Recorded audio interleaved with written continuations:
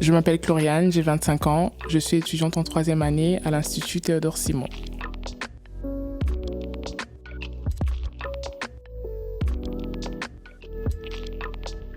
L'étudiant expert, un podcast original de l'IFITS. Un podcast par les étudiants infirmiers pour les étudiants infirmiers.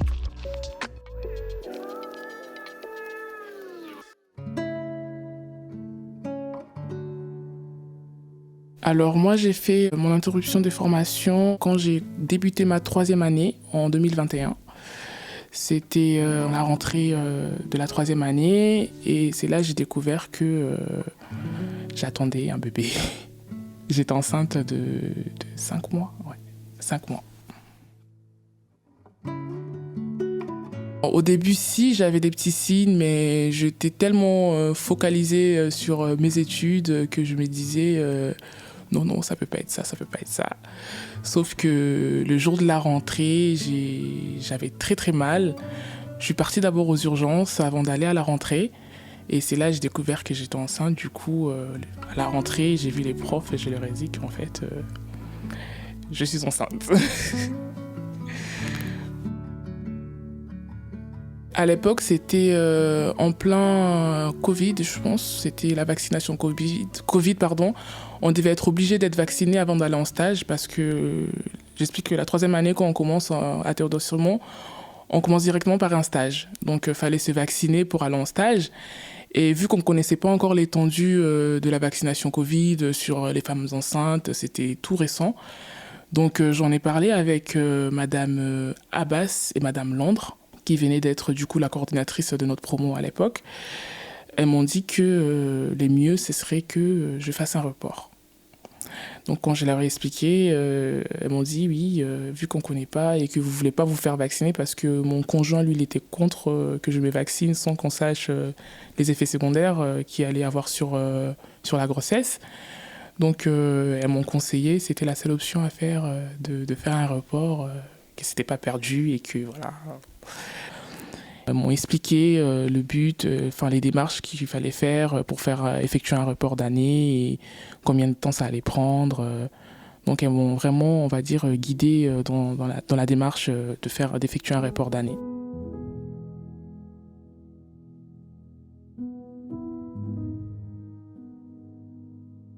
Effectuer ce report, c'était très dur pour moi parce que sur le coup, j'étais vraiment très focalisée sur mes études. Donc pour moi, c'était de faire les 3 ans et ensuite repartir avec les diplômes et évoluer, faire autre chose. Donc quand j'ai eu cette idée de report d'année, j'en ai parlé à mon mari qui, lui, était tout de suite d'accord. Du coup, moi, je l'ai vécu comme un sentiment de perte, de honte un peu, parce que pour moi, c'était redoubler sans redoubler. J'allais encore prolonger une année de plus, alors que j'étais, on va dire, en quelque sorte fatiguée de faire des études. Donc oui, ça a été très, très dur pour moi. Juste de prendre la décision du report, ça a été très, très dur. Alors en fait, quand un étudiant arrête sa formation, lui-même parle d'arrêt, d'abandon, de suspension. Donc nous, on utilise le mot qui est utilisé dans l'aspect réglementaire, c'est-à-dire interruption de formation. Ce qui veut dire qu'il interrompt et bien évidemment qu'il peut reprendre.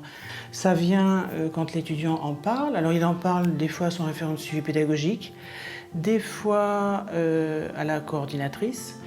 En fait, ce sont des étudiants qui s'aperçoivent ou bien qui se sentent pas bien dans la promotion parce qu'en difficulté d'apprentissage. Il y a aussi des événements familiaux, grossesse, problèmes de santé, problèmes financiers qui les amènent à s'interrompre. Donc on les reçoit généralement avec le formateur référent du suivi pédagogique pour bien inscrire ça dans un contexte de départ réfléchi. On est un peu attaché quand même à ce que les étudiants ne s'en aillent pas sur un coup de tête. Ensuite, on explique très précisément l'article 84 du référentiel de formation qui explique très clairement que l'interruption, elle est valable pendant 3 ans, c'est-à-dire que pendant 3 années de suite consécutives, l'étudiant peut rester en dehors de la formation et quand il revient, il faut qu'il fasse un courrier 3 mois avant son souhait de reprise et on étudie sa situation en équipe pédagogique assez réduite. Les étudiants ne reprennent pas au moment où ils ont interrompu. C'était le cas avec l'ancien texte. Ça fait 2 ans maintenant que les étudiants peuvent faire une demande de réintégration au moment où ça leur semble le plus pertinent. Parfois, on préfère faire refaire un stage complètement.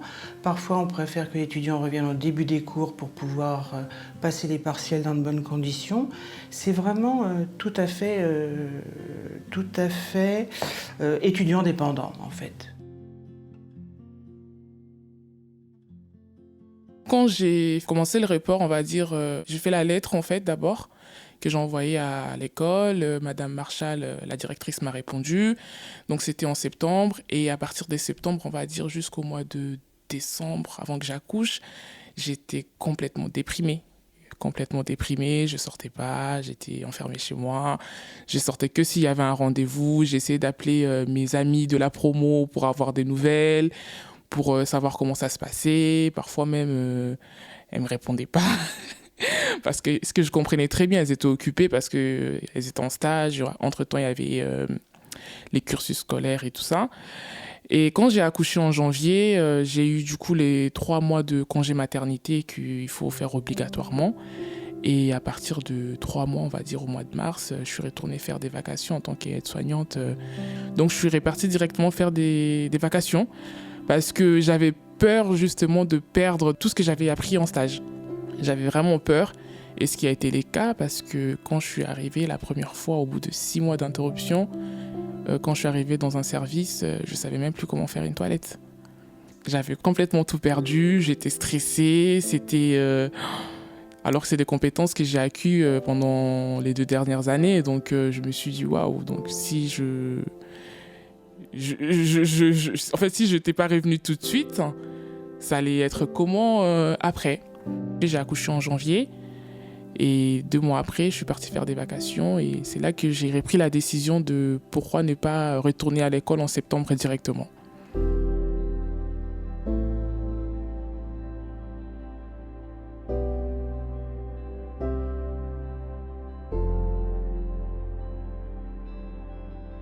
Ce qui m'a motivée surtout à reprendre la formation, c'est que je me disais, si je le fais pas tout de suite, je le ferai jamais.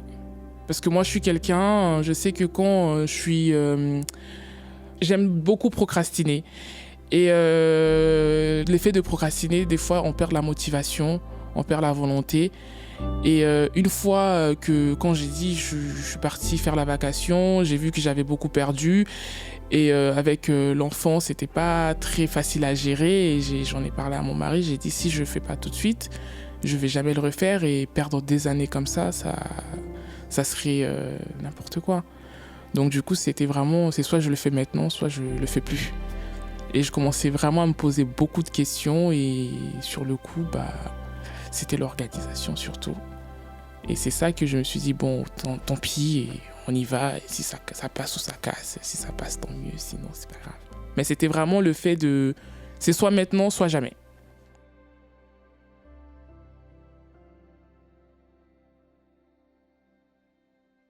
Au moment où j'ai décidé de reprendre, j'ai envoyé un mail, je pense, à mon ancienne référente, Madame Abbas. Et j'ai appelé aussi, et elle m'a dit il va falloir que vous reveniez à l'école pour prendre rendez-vous et vous expliquer ce qu'il fallait faire. Là, elle m'a redirigée vers une autre formatrice. Et elle m'a dit que ça serait elle qui serait ma prochaine coordinatrice de promo, Madame Girand. C'est là que j'ai ramené une nouvelle lettre expliquant les motivations, pourquoi je vais revenir à l'école, etc., etc. Elle m'a donné un rendez-vous d'entretien. Et c'est là, elle m'a demandé pourquoi je voulais retourner tout de suite, pourquoi ne pas attendre après. Et les ECTS que j'avais validés, les rattrapages que j'avais. Et Dieu merci, j'avais aucun rattrapage. C'était tout. Il fallait que j'attende juste payer le frais de scolarité. Et puis voilà. Et ce qu'il faut que les étudiants sachent, on insiste bien là-dessus quand on les reçoit, quand ils interrompent et surtout quand ils reviennent. Quand ils reviennent, on a aussi un entretien avec l'ancien et la nouvelle coordinatrice pour leur expliquer un petit peu tout le déroulé, là où ils en étaient, au moment où ils sont partis, et puis ce qu'il va falloir rattraper, refaire, etc. Et les étudiants, il faut bien qu'ils sachent que cette interruption, elle n'est valable qu'une fois. Donc le retour doit être vraiment bien réfléchi et généralement on n'a pas de problème. On a peut-être rencontré sur ces 2 dernières années avec les étudiants qui reviennent, on a peut-être eu 2 étudiantes qui visiblement pensaient pouvoir reprendre et puis au bout de 2-3 mois se sont arrêtées, mais alors là pour le coup définitivement. Mon retour en formation après ce report, c'était dur. C'était très très dur parce que j'avais limite ces petits sentiments d'échec. J'avais ce sentiment d'échec dans le sens où pour moi c'est un échec étant donné que normalement la formation, on a tous cette idée-là, c'est 3 ans. Donc là, c'est ma 4e année que je suis là. J'avais honte de moi. C'était vraiment de la honte que je ressentais parce que c'était plus la même promo. Mes amis de la classe n'étaient plus là. Je connaissais personne. En plus, on a souvent ce regard-là quand on vous présente, oui, c'est Chloriane, etc. Directement, les gens se disent, elle a redoublé. Enfin, du coup, j'avais honte. Au début, j'avais vraiment honte. J'avais énormément du mal on va dire, à me réadapter, surtout à créer des liens avec les autres personnes, parce que c'était dur. C'était vraiment dur et j'avais plus le sentiment d'être à ma place, en fait. C'est ça. J'avais plus ce sentiment d'être à ma place. Pour moi, c'était un échec total. Et je me disais que ça se trouve, je vais même pas réussir à la fin de l'année, quoi. Et que je vais abandonner, je vais arrêter parce que c'était trop, trop dur. Surtout, étant donné qu'on a commencé par un stage, retourner en stage encore, c'était dur. C'était très dur. Le fait d'avoir effectué les vacations aides-soignantes avant de reprendre l'école, ça m'a énormément aidé pour mon premier stage parce que sur le coup, j'avais déjà, on va dire, en quelque sorte, repris de l'expérience en fait. Et ça s'est pas ressenti quand j'avais des difficultés pendant le stage. Du coup, ça m'a énormément aidé et ça a fait que j'ai validé toutes mes compétences en stage et mon stage a été très bien validé. J'ai eu des bonnes appréciations. Donc, ça fait que oui, ça m'a vraiment aidé. Ça m'a énormément aidé.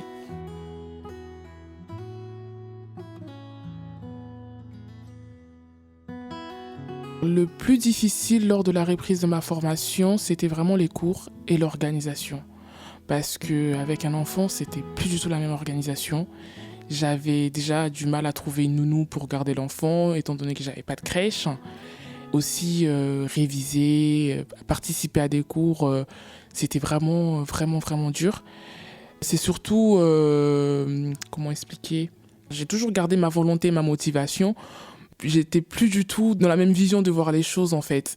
Parce que quand on a repris les cours, je me rappelle, j'ai manqué au moins 1 ou 2 semaines de cours parce que j'avais personne pour garder mon bébé. Et je me rappelle aussi, je suis partie voir ma prof, ma nouvelle référente. Je me suis mise à pleurer parce que c'était trop dur. J'étais un peu larguée en fait parce qu'après 1 an, retourner dans les bouquins, dans les PDF qui font 140 pages, on est limite, on se sent noyé. Sans compter que derrière, on doit s'occuper d'un petit garçon. Et puis, bref, c'était vraiment compliqué. Et l'organisation, c'était vraiment, vraiment, vraiment dur. Le temps de trouver comment mettre tout en place. Et oui, pour moi, c'était ça le plus dur. C'était surtout l'organisation et reprendre les bouquins.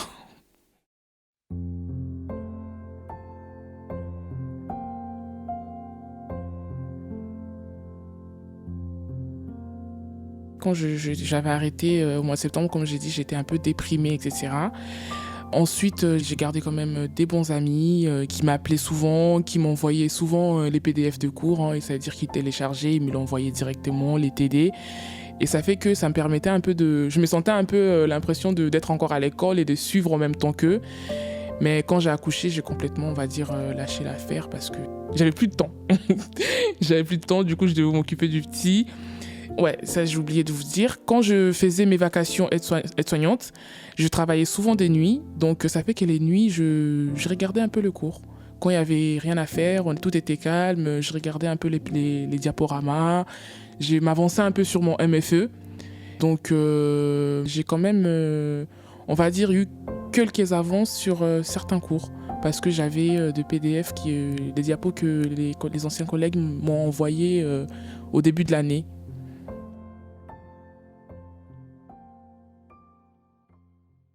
Moi, j'ai une formatrice géniale, ma directrice des mémoires. À la fin de ma 2e année, j'avais déjà trouvé mon sujet. Elle m'avait déjà validé le sujet et il fallait que je commence juste à avancer sur ma note de recherche et le reste. Donc, j'ai eu de la chance, je l'ai gardée encore cette année parce que normalement, chaque année, ça change. Et grâce à ça, en fait, ça a permis que je me suis vraiment bien avancée sur mon sujet. Mon sujet, je l'avais déjà trouvé. Et il me restait juste des petits trucs à peaufiner, à lui envoyer. Et elle me renvoyait ça. Et quand je faisais mes vacs, je m'avançais sur mes sujets, sur mes recherches.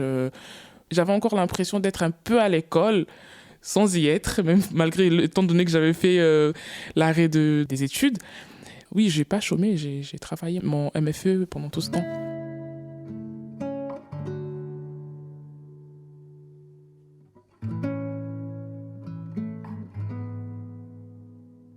J'ai noué de nouveaux liens avec les gens de ma nouvelle promo. C'était pas facile, mais malgré ça, j'ai retrouvé des personnes superbes qui ne nous jugent pas. Enfin, la peur que j'avais d'être jugée, etc. Ils m'ont accepté directement et grâce aussi à une dame que je connaissais de la première année, elle avait fait un report elle aussi. Et je l'ai retrouvée en 3e année avec cette promo-là. Donc on va dire qu'elle m'a un peu présentée avec les personnes avec qui elle est restée un peu souvent. Donc du coup, j'ai eu à nouer des nouveaux liens que je regrette pas, qui sont superbes et voilà.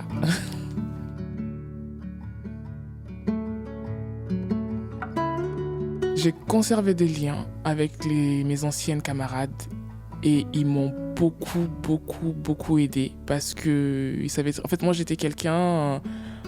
J'ai aidé énormément, dans le sens où quand il y avait des TD, quand il y avait les partiels, j'ai appelé mes autres collègues, mes amis, que j'appelle aujourd'hui, ce sont mes amis en fait, à réviser, je les motivais, et soit on validait ensemble, soit on validait pas, mais en tout cas on allait, on va dire en quelque sorte, à la guerre ensemble quand il y avait des partiels. Et du coup, elles ont senti que j'étais un peu démotivée. C'est elles qui m'ont encouragée, m'ont dit « Mais non, Chloriane, tu dois reprendre. Franchement, la 3e année, c'est intense, mais avec tes capacités, tu vas réussir. Faut pas que tu le perdes. » Elles m'ont envoyé les TD, elles m'ont envoyé les cours que je comprenais pas. Il y a certaines qui m'expliquaient, qui me disaient que là, faut que tu prennes les plus importants. Ils m'ont énormément aidée dans ma 3e année. J'ai gardé des liens et c'était hier, on a eu les résultats des partiels et je leur ai envoyé des messages pour les remercier, quoi. Parce que sans eux aujourd'hui, je pense pas que j'aurais, on va dire, eu cette motivation-là en plus de continuer. Parce que c'est dur, on se remet en question, on s'est dit est-ce que c'est le bon choix, c'était peut-être pas le moment, fallait que j'attende encore un peu, enfin... Mais ils ont été là, ils m'ont énormément épaulé.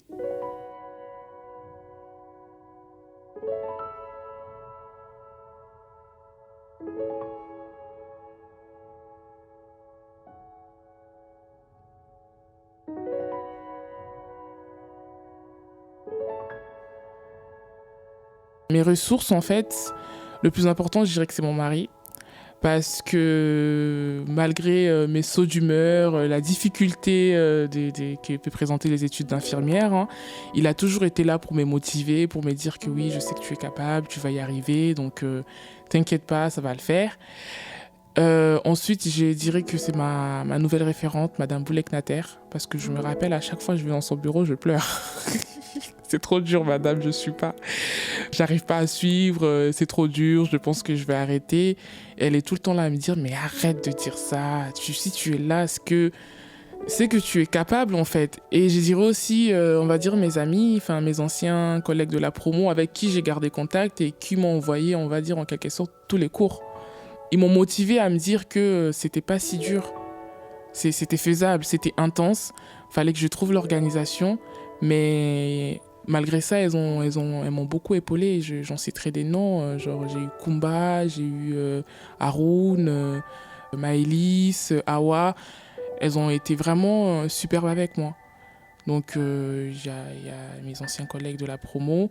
Et je dirais même mes nouveaux collègues aussi de la promo, parce que malgré les difficultés, les travaux de groupe, elles étaient là. Oh, Chloriane, ça va, tu vas réussir. T'inquiète pas, ça va bien se passer. Et je dirais mon fils aussi. Mon fils. Parce que je me dis, c'est grâce à lui que y a tout ça, quoi. Donc, je sais pas comment l'expliquer.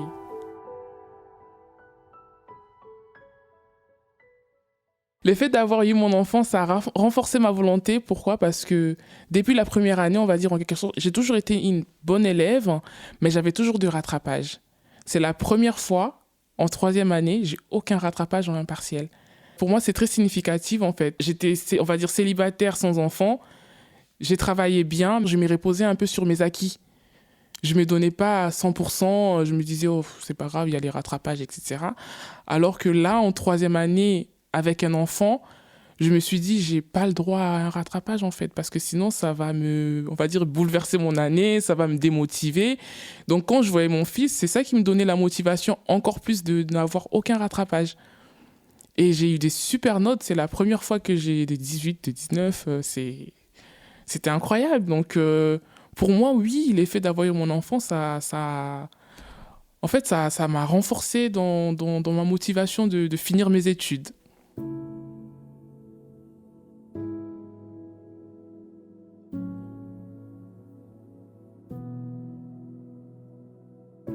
Comment je me sens aujourd'hui après, on va dire, 4 années. Je me suis jamais sentie aussi confiante par rapport à mon début de cursus, en fait. Surtout par rapport à ma confiance en moi. Avant, j'avais pas du tout confiance en moi. Et ça m'a fait gagner aussi en maturité. Et je me suis rendu compte qu'il fallait que je traverse ceci pour comprendre qu'avec la volonté, on peut tout. On peut franchir tout, il faut juste garder cette volonté-là, cette ardeur, c'est ça qui fait qu'on peut réussir, en fait. Donc aujourd'hui, pour moi, cette expérience, ça m'a donné énormément de ressources personnelles que je ne connaissais pas, que je peux exploiter maintenant.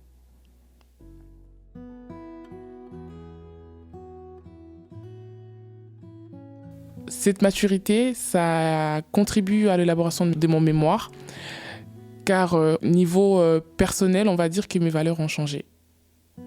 En fait, j'ai rajouté un plus à mes valeurs, que ça soit professionnel ou relationnel. Surtout qu'avant, on va dire que je faisais ce travail, en quelque sorte, on va dire, parce que je ne veux pas me mentir, c'était surtout le côté, financier que je recherchais. Mais là, je me sens un peu plus capable de évoluer dans ce métier, quoi. Là, je suis en train de penser avec mon mari, pourquoi ne pas créer quelque chose dans mon pays, que ce soit tout ce qui est médical, infirmier, même sur la prise en charge des patients, j'ai totalement une autre vision. Parfois, il peut y avoir des patients, on va dire en quelque sorte, agaçants ou des familles agaçantes. Mais j'ai toujours ce côté-là, me dire, moi aussi, je peux être de l'autre côté, en fait. Et surtout quand ça concerne les enfants aussi, étant donné que j'ai un enfant maintenant, je vois plus du tout les choses de la même manière. Je me positionne toujours du côté de la famille ou des patients, parce que je me sens, on va dire, en quelque sorte, vulnérable aussi.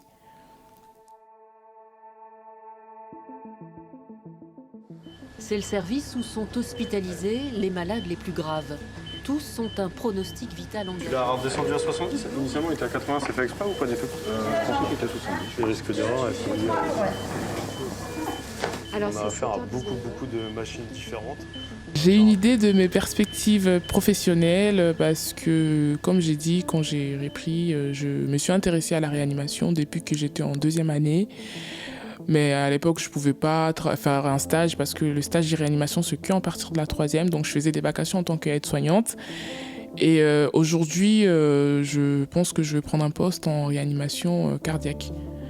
Donc c'est un service qui m'intéresse beaucoup et je sais qu'il faut beaucoup de connaissances, il faut beaucoup d'acquisition, que ce soit théorique ou pratique. Donc je faisais souvent mes vacations là-bas et en tant qu'aide-soignante. Et c'est mon deuxième stage que je fais en réanimation. Donc je pense que je vais m'orienter vers la réanimation. Justement, étant donné que je faisais mes vacations en tant qu'aide-soignante et que j'ai fait mon stage, j'ai mis ces sujets en lien avec mon mémoire en fait. Du coup, mon mémoire, ça parle de prise en charge des patients présentant des psychopathologies mentales en soins de courte durée et précisément en réanimation. Donc c'est grâce à ça que j'essaie de m'en sortir un peu.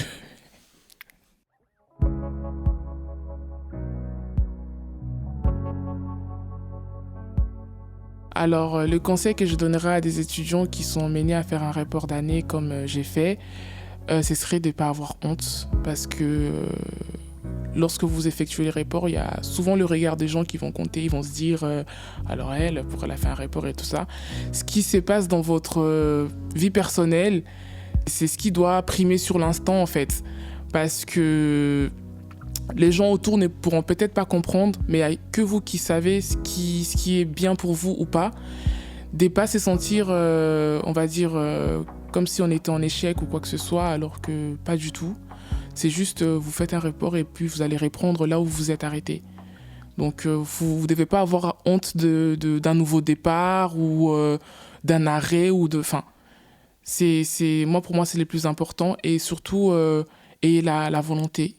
La volonté, soyez motivés, peu importe parce que c'est la volonté qui gagne après tout en fait. Si vous avez de la volonté, c'est ça qui vous permet d'y arriver à votre fin et à votre diplôme. Sur les plans pratiques, je vous dirais de garder contact avec vos anciens collègues, de leur demander les cours, les TD et de leur envoyer des messages, même si vous avez l'impression que vous leur courez après ou vous leur fatiguez, etc. Il y a toujours certaines personnes avec qui vous avez gardé des liens qui vont vous être d'un soutien très important pendant ce moment-là d'arrêt. Et aussi, pour pas perdre la main ou pour pas vous sentir, on va dire, largué une fois que vous reprenez l'école, même en stage, essayez de faire des vacations étant donné qu'on a la possibilité d'avoir un diplôme aide-soignante en première année, une fois qu'on a réussi la première année. Essayez de faire des vacations pour essayer de garder un peu la main parce que ça se perd un peu vite, j'ai l'impression. Parce que moi, au bout des 6 mois, j'ai quand même perdu la main. J'arrivais plus à faire une toilette alors que c'est une compétence qu'on a acquis en première année. Donc, essayez de faire des vacations, demandez aux infirmières les soins qu'elles effectuent, poser des questions et franchement, ça va vous permettre de vous maintenir à un niveau. Et au moment de la reprise, vous allez avoir des connaissances que vous n'allez pas vous sentir perdu dans la reprise en fait. Peu importe que ça soit fait dans 1 an, 2 ans, 3 ans, mais vous n'allez pas vous sentir perdu.